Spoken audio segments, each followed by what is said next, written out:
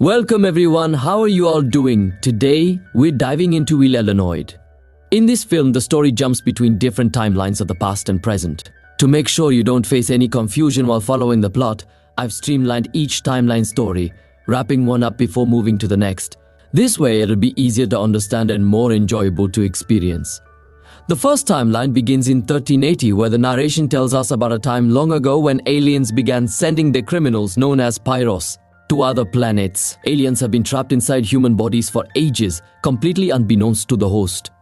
For these aliens, the human body serves as a prison. However, if an alien manages to escape its human host, it cannot survive in Earth's atmosphere for more than a minute. This forces it to return to the same body for refuge.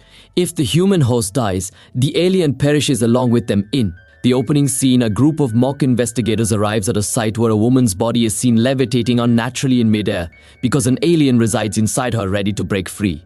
As the alien escapes her body, a portal suddenly opens. From this portal emerges a vehicle, and stepping out of it are two robots named Thunder and God, prepared for the chaos to come. In this scene, the responsibility of restraining the alien falls on the robots. As the guard begins to fight the alien, it retreats into the body of the lady. However, the guard uses his powers to forcibly extract the alien from her body and captures it. This leaves the lady in a critical condition, as her body could not handle the impact of the guard's powers. On the verge of death, the lady pleads with the guard to take care of her young daughter, but he refuses outright. Moments after the lady passes away, the guard uses a mystical divine knife, accompanied by a thunderous strike, to return to his timeline. This divine knife holds the power to not only traverse time, but also unlock several mysteries yet to be revealed. The scene shifts to the year 2012, revealing that the God and Thunder had traveled back to the past from this timeline, specifically to the year 1380. The layers of time and fate slowly begin to unfold. The God locks the alien in a special prison, but while doing so, he hears the sound of a baby crying. It's then revealed that Thunder has brought the baby of the woman from the past timeline to their world. The baby is named Yin. The guard gets angry at Thunder for bringing her, but Thunder explains that keeping the child with them will help them better understand humans and form a connection with them. Reluctantly, the guard agrees. Meanwhile, they discover that the next mass implantation of alien parasites on Earth will happen in 10 years. The story then jumps forward to where Yin is now grown up and sees the guard as her father. However, the guard has never told her the truth about himself or Thunder. Despite this, Yen grows suspicious and secretly hides a phone in the car seat, determined to uncover the secrets her father is hiding. So that she could hear her dad's words, she listens silently. After she leaves, Thunderguard tells her that within the next 18 hours, the mass implementation of Pyros will take place in a hospital, where humans will have aliens imprisoned inside them simultaneously. Hearing all this, she walks toward the car and calls Thunder to step out, but he doesn't respond. However, when she accidentally tries to release some of the imprisoned aliens, Thunder suddenly appears. He reveals everything about himself and the God to her and explains that there are two types of aliens, good ones and evil ones. The evil aliens are the ones imprisoned inside human bodies. The next day, Yen decides to witness how the alien implementation is carried out. She goes to the hospital and starts recording everything. Suddenly, an alien spaceship appears above the hospital, dropping a black stone that transforms into a golden pillar. From it, numerous tentacles emerge, grabbing people. Yen barely escapes from the tentacles with great difficulty. Once the implementation is complete, all the humans suddenly forget what just happened. Meanwhile, a guard notices Yen but says nothing. At the same time, we are introduced to Do-seok, a detective who has an alien implantation within him. After this, Guard Ellen tries to convince them that without their help, the aliens would mercilessly kill humans. During this time, Thunder receives a message about the people who were implanted at the hospital that day. Among them is an extremely dangerous alien named Controller, who is imprisoned inside a man named Do-seok, the detective himself. Message warns Thunder to find Controller as soon as possible because a special alien is advancing toward Earth. Their ultimate mission is to free their leader, Controller, at any cost. The aliens plan to alter Earth's atmosphere to make it habitable for themselves by releasing a substance called Hawa, which will drastically change the environment. This substance, once dispersed into the atmosphere, will kill all humans in the vicinity, allowing the aliens, led by Alan, to live on Earth without interference. Upon learning this, the Thunder set out immediately to warn Do-seok, accompanied by Yen, who insists on joining them. However, before they can reach Do-seok, an alien robot finds him, as he is the host controlling everything. Now, it's crucial to mention that to defeat these aliens, one must strike their host with the divine knife. This knife doesn't harm the host, but forces the alien trapped inside to awaken and leave the body on its own. Fortunately, in this timeline, the knife is with the guard, giving them a glimmer of hope. The alien robot almost succeeds in overpowering Dosok, but just as things intensify, the guard arrives in his robotic form, and a fierce battle breaks out between the two. In the struggle, the alien robot manages to snatch the knife from the guard. Meanwhile, Dosok flees in his car to save his life, but the alien, relentless in its pursuit, chases him with his ship. The guard too follows in his own ship, determined to stop the alien. However, the alien robot attacks the guard's ship, sending it crashing into the water. Seizing the opportunity, the alien robot captures Dosok and uses the knife to awaken the dormant alien inside him.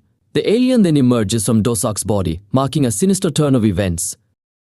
The guard once again tries to capture the alien, the controller, on the beach. However, Alan Robot doesn't let him succeed as his mission has already been completed. Instead, Alan attempts to blast the guard, trying to kill him. Although the guard doesn't die, his condition deteriorates significantly, and seeing this, Thunder decides to grant him some of his powers to help him recover to a certain extent. Meanwhile, the controller enters his ship, where several air spheres are stored, which they plan to release into Earth's atmosphere so they can comfortably survive here. But the guard refuses to give up and enters the ship to fight the controller. In the process, he throws the controller out of the ship, but two red spheres also fly out. Now the controller can no longer survive in Earth's atmosphere for long in his true form, so he moves towards Yen, intending to enter his body. However, Thunder suddenly starts attacking him. Reluctantly, the controller has to return to Dosok's body and, while inside, uses his testicles to burst the two spares, releasing the trapped aliens. As a result, humans in the area where the spares explode begin to die because these spheres prevent human survival. Thunder and Yin narrowly escape the destruction, and the guard alien, with the help of his ethereal spirit, brings the ship back to their home. He knows the aliens will surely come after the ship. He urges Thunder to send Yin far away, wanting to protect her. However, halfway through, Yin realizes that the guard's energy is running low and insists on returning to Thunder. Meanwhile, the controller and his alien companions arrive to reclaim their spaceship. At the right moment, Thunder and Yin arrive just in time to save the guard, and after that the guard tries to escape from the aliens. However, the aliens don't give up easily, as the guard had stolen their ship. With no other option left, the guard uses the knife to open a portal to another timeline, hoping to get the aliens away from their airship. As a result, the aliens, along with the guard, Thunder and Yan, crash land together in the year 1381. Welcome to the timeline 1381.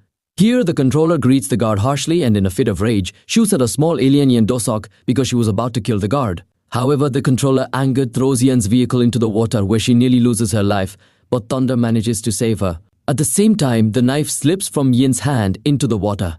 Thunder tells Yen that she now has to help them find the knife. "We'll wait for you," he says.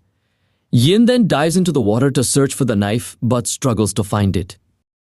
The controller's Dosok leaves the body and sets out in search of another. Meanwhile, a child saves Yen's life by pulling him out of the water.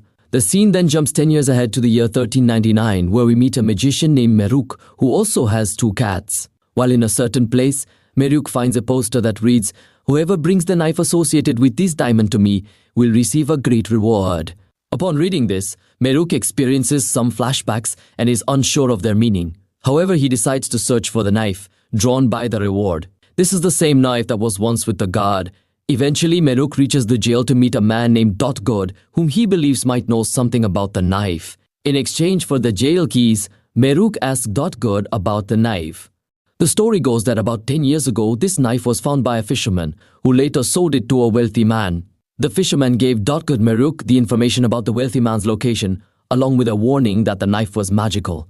Meruk then travels to meet this wealthy man, only to find that before he arrives, another stranger, who turns out to be an alien, has already reached there, intent on taking the knife. The alien wants the knife to return to its own time, so in a desperate move, he kills the wealthy man with it. But before dying, the man throws the knife out of reach. Dotgod arrives just in time to grab it, and the alien immediately begins to chase him, determined not to let him escape with it. Meruk is also chasing them, using his magical powers to try and stop Alien, but Alien is overpowering him severely. Taking advantage of their fight, Dotgod manages to escape with the knife. Meanwhile, we see a scene in a temple where a wizard couple is instructed by a monk to find the same knife, and they agree to do so. On the other side, Meruk, unconscious, arrives at Dotgod's daughter's wedding, where he is forced to marry her because he is mistaken for the groom. However, he notices that instead of Dotgod's son, a girl named Lihan, disguised as a buffalo, has arrived. It turns out that Lin had drugged Meruk's drink, causing him to lose consciousness.